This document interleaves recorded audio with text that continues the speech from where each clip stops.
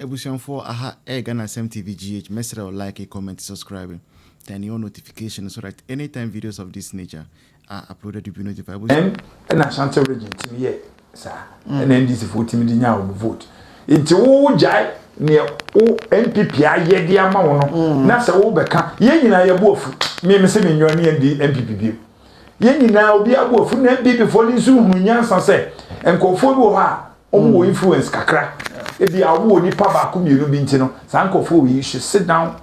for those people.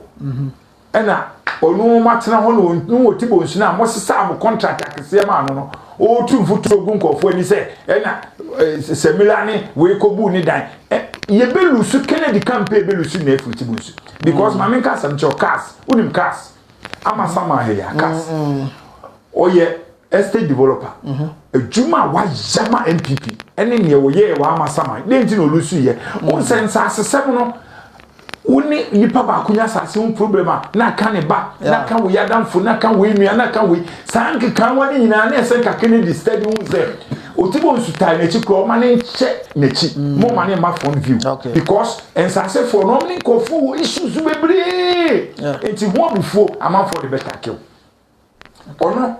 de metimi akase over just more than 30% of nipa otibo nsu because we Yankofo on inkofo won sasi problem bebre yankofo ma me maduma ewu na wo ne lecture commission wo so kodi the base na wo na wo ha the base for obi beyond the begina the base bia the base me betimi ayeduma because wo ne lecture commission from why you obone enti na me twen say wo de be kokko ntem no na wo de wa wo dina wo abegina social media say mo mfa video ni ma me enu apena me saka franka dani di enye na o ma fali ne ya mali o mesebo Ryan Busam say,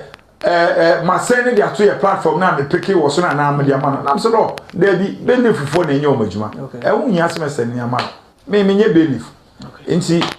young queen. Very well. And see, I'm trying to tell, never the card winner, but I'm trying to tell now, young co, na Manford message in Swabana, maybe I'm trying to tell not young co. Indeed, I force it, I can read or sermon, so no, and no, and briefly, maybe I kind or not, I and no in Krahasi 27 at Accra 27th of March 2026 a suit number CJ0555/2026 and no was it in court was between Tetteh and the Chakwani Bibia Ewaha and no Enna versus Frank and Danny or no so ewo Krahasi we no any defendant ena obaba ko kan ho a wono so eye defendant so eye na nakia ahofe wo mo ena 777 wo mo ekokeka asasem ya eni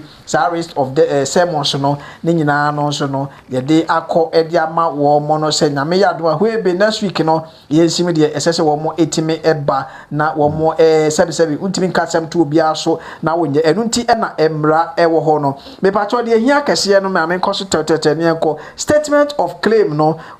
or say the plaintiff claims as follows the kan no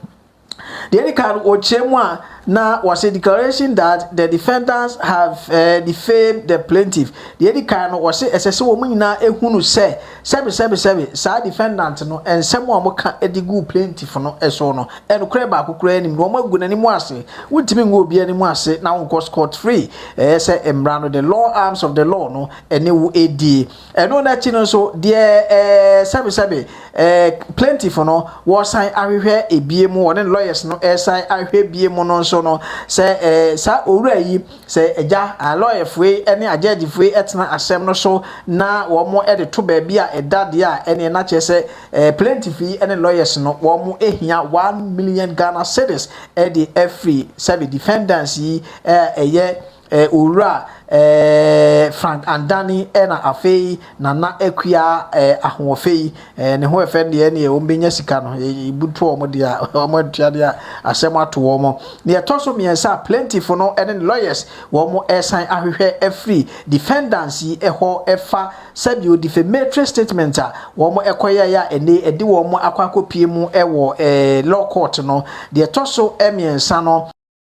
wɔn ɛsɛ mu na wɔsi defendants no ɛsɛ sɛ wɔn ɛsan wɔn render unqualified apology wɔn bɛ pa kyɛw na saa kyɛw pa no nkɔyɛ kɔ mebɛtena behind closed doors yɛn nkɔhyɛ baabi ne yɛn kan bi daabi wɔn mmra public because wɔn gu sɛbi let's kwaku Tetteh ni mu aseɛ no wɔn ankɔhyɛ cubicle baabi wɔn ɛde ba public domain social media deɛ medical kan yɛ so powerful nti saa defendants yi wɔn asamra hɔ na wɔn bɛka sɛ yɛsrɛ mu o we deɛ viewers ɛne listeners yɛn deɛ ka say na yɛatoro ne yɛpɛsɛ yɛgu owura ne nimu aseɛ na saa mmerɛ deɛ yɛn ho akyere yɛn nti nokore bia enim one wɔn nyɛ ɛno nso ɛnka ho afei deɛ toso ɛno nso so no wɔn ɛhwɛ na ene deɛ maka sɛ with the power of social media no adeɛ yɛ nyinaa no ɛbɛ da hɔ bɛɛ sɛ 1000 yɛ kura yɛ wuo kɔ no yɛ nananom ne yɛ mba ɛba bɛhwɛ sɛ ɛna sɛbe yɛ papa no wɔn ɛkasa asɛm yi na mekyerɛ mu saa deɛ na mekyerɛ mu sɛ YouTube a saa deɛ no ɛkɔtɔ wɔ videos ahodoɔ bi a ne nyinaa no saa nsɛm wɔn kan ne nyinaa kɔ no wɔn mpɔ mu asɛm a wɔn nyɛ no kodɛɛ na wɔn nkɔnkɔ yi ne nyinaa fi wɔn yi afiri hɔ ne nyinaa no na wɔn nsa gu wɔn ti yɛn ne yɛde bɛto hɔ yɛn ne yɛ ka asɛm ne yɛn nso yɛsrɛ mo wɔn nyini nyina mfiri ho na saa so twin wei ye de ma ode anu ahu se next time no ka obi ho asem a ka de nipa no waye na emo wonim asem bibia no obi ampa mfa ne court or you ready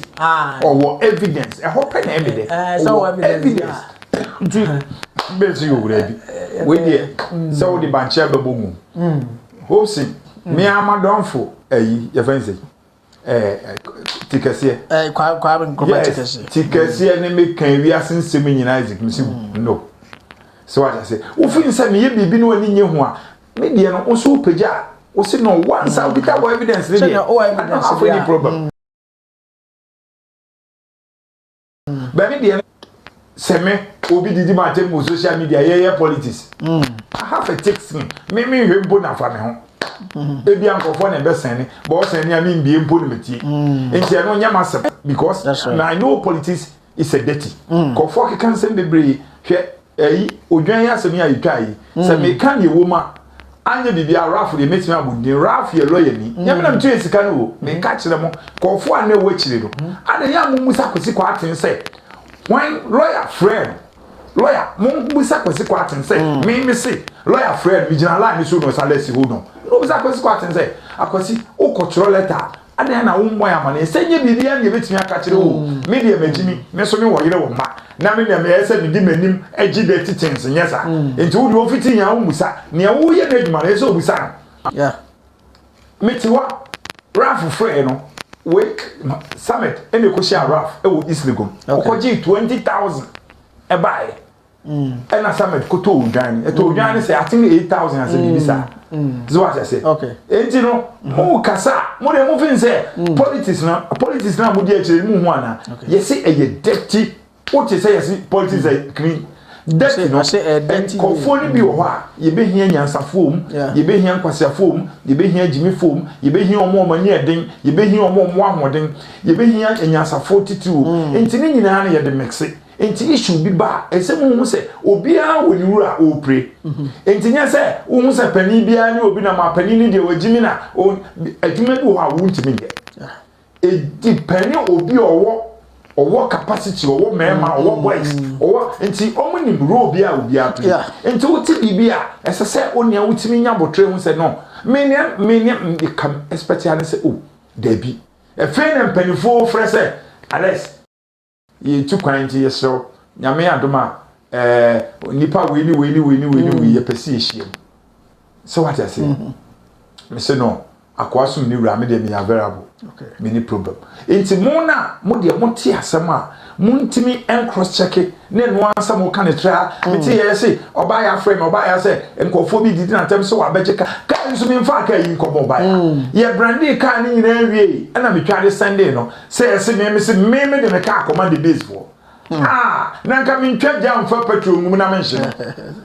no kakra bia me wo no ena me ne nkofo kyese no abaye wo ye Kennedy adwuma saa obi ama ne kapre obi ama ne hwe na me se maame adwuma ne nyina ye no owura nkofo asum Yesu Kristo ayi asori bako asori we sum be nyina asum owura bako enti me de nkofo ebetimi aboa ye te party we dia mebunu no so na ya te party dia ma journalist ni journalist for na ye adwuma enti mo anye dede nkofo aye letter akomo eye nkofo akese miensa bi a omo so no omo agyi so opepem okay ye fin se ye bodawuru na kopem se nkofo be register online no ukọ app ni so a ombetimi a register na numbers ni peni hia yo me munim se me kwakwales me se ne wanse mkote party me se ne wan wo de wa hwe a me se ne wan me wo ya bi ko gina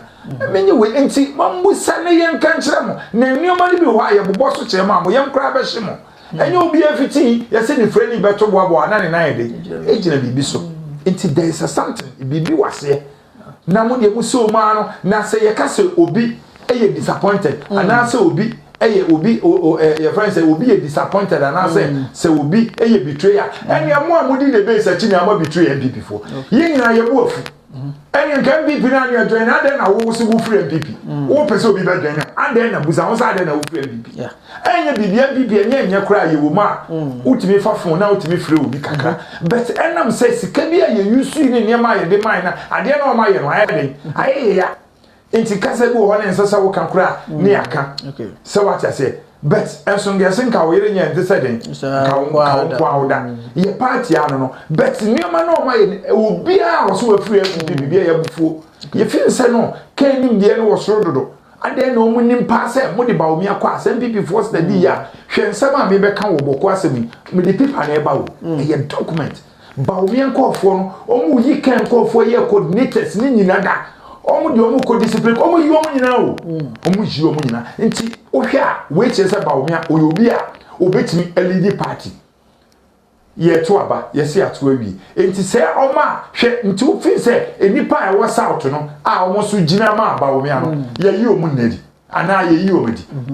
e ba ne sai na me saka sa documents